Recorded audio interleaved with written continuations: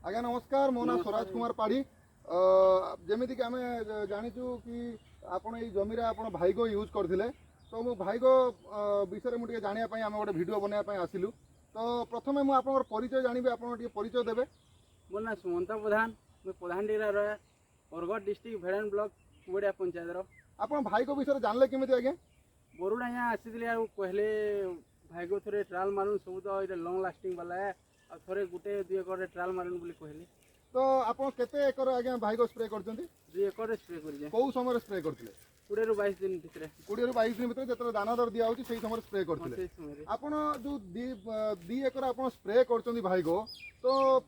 कौन आपनकर ऑब्जर्वेशन कौन रिजल्ट केमिति कोन आही रिजल्ट जबरदस्त दीजिए बाकी जमीन पाखे वाली चाष कर से जमीन आ जमीन देखले बहुत फरक अच्छे नली पोक उठे ना आसे गट पोक उठे ना आसे धान बहुत शाइनिंग बोले शाइनिंग भाया आसुची तो आगामी दिन में आप भाई को यूज करेंगे कि नहीं